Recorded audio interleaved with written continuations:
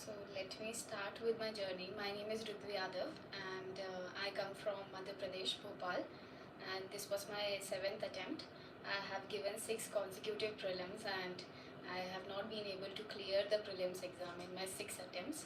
But this time in 2023 attempt, I was able to crack my prelims, then mains, then interview in one go.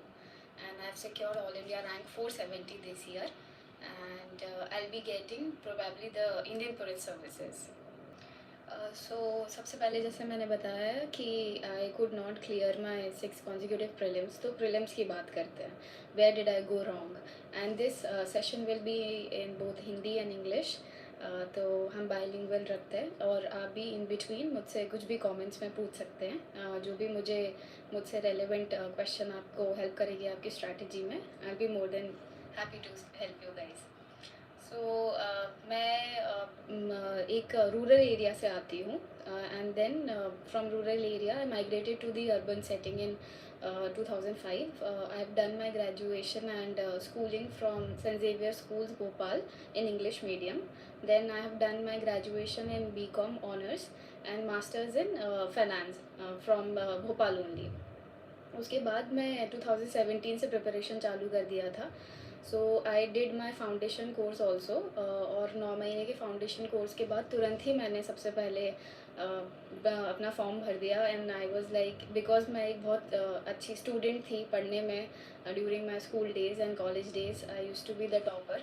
तो मुझे लगा कि जैसे ही जो भी कोचिंग में करा रहे हैं तो that will be more than sufficient and you are good to go. आपने फॉर्म भर दिया है, अपने फाउंडेशन कोर्स कर लिया है एंड आपका पेपर निकल जाएगा. But this is a myth. You need to, along with the coaching, you need to study the PYQs. You need to prepare all the topics जो UPSC पूछ रहा है, because through only through PYQs you'll be able to know कि actually UPSC का focus area क्या है.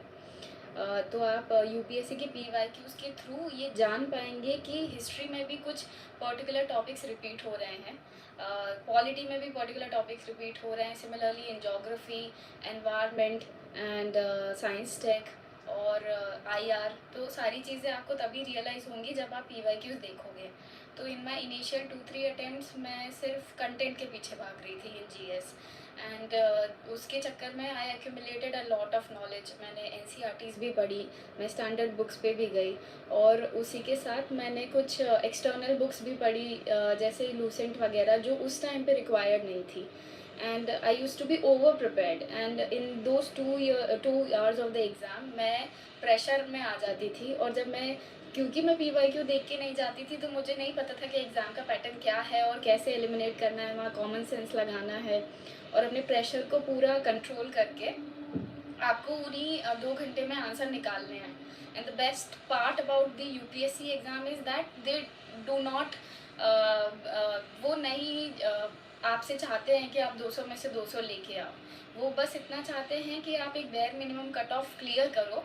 और वो बेयर मिनिमम आप तभी कट ऑफ क्लियर कर सकते हैं जब आप एग्ज़ाम कंडीशन में सबसे पहले जाके मल्टीपल आप रिपीटेशन में एक बार देख लेते हो पेपर को. आप अपने आप को जैसे इस बार मेरे अटेम्प्ट में मैंने ये किया कि 2023 was an exceptional paper, most difficult paper, और आप कितनी भी प्रिपेयर्ड हो उसके बावजूद भी देर आर मैनी कैंडिडेट्स जो इस बार नहीं सिलेक्ट हुए हैं. बट इस बार मैं सिलेक्ट हो गई. क्यों? क्योंकि when I looked at the paper I was like कि ये क्या हो गया है, ये सारे ऑप्शंस चेंज हो गए, एलिमिनेशन टेक्निक यहाँ काम नहीं कर रही है एंड इस पेपर में मैं क्या करूँगी. मैंने अपने आजू बाजू बगल में देखा कि सबका कंडीशन कैसा है. Then everybody was crying and सबका टेंशन वाला माहौल हो गया था. तो मैंने सोचा कि ठीक है, अब मैं भी क्या करूँगी. तो मैंने शुरू में इनिशियली पेपर को घुमाया, देखा, सारे क्वेश्चंस आइडेंटिफाई करे कि पॉलिटी से ये बन जाएगा, इकोनॉमिक्स से ये बन जाएगा, चलो 40-50 क्वेश्चंस की तो जुगाड़ हो जाएगी. बट फिर क्योंकि मैंने जो इनिशियल 5-10 मिनट्स लिए पेपर को देखने में, तो मेरा जो शॉक फैक्टर था वो वहीं के वहीं कंट्रोल हो गया. And I was constantly smiling at the paper कि अगर मेरा नहीं होगा तो किसी का भी नहीं होगा, क्योंकि सबके लिए पेपर डिफ़िकल्ट है. And that worked for me. I took my pressure of, और चाहे कितना भी डिफ़िकल्ट पेपर हो, वही स्ट्रैटेजी लगी, वही PYQ. क्योंकि मैं अपने 4थे 5वें अटैम्प्ट में I was completely focusing on the PYQ. और पहले के सारे अटेम्प्ट में मैंने इतने सारे टेस्ट लगाए, इतनी सारी कोचिंग के टेस्ट लगाए, चाहे वो विजन हो, फोरम हो, इनसाइट हो, नेक्स्ट IAS हो, सारे क्वेश्चन से मुझे नॉलेज तो बिल्ड अपॉन हुआ, कंटेंट तो बिल्ड अपॉन हुआ, और हमेशा I use to score very good in my mock test. 100 के ऊपर आ रहे हैं, 120 के ऊपर आ रहे हैं। एंड मुझसे हमेशा लोग बोलते थे कि you are always ready, you are always ready to clear this paper, but पता नहीं वहाँ पे I was not able to control my pressures, तो उस चक्कर में नहीं हुआ। फिर लास्ट के 5th और 6th अटेम्प्ट में I was not able to crack my CSAT exam, but फिर मैंने CSAT की भी स्ट्रैटेजी बनाई। In the last GS I scored around 98 in GS and around 72 in my CSAT paper. तो मैं इस कंडीशन में मैंने क्या किया कि CSAT के लिए मैंने फिर से PYQ पे गई। मैंने आइडेंटिफाई किया कि PYQ में कुछ थीम्स है जो CSAT पेपर में आ रहा है, जैसे कि नंबर सिस्टम आ रहा है, उससे अराउंड 10 to 12 क्वेश्चन आपके डायरेक्टली इनडायरेक्टली आ रहे हैं।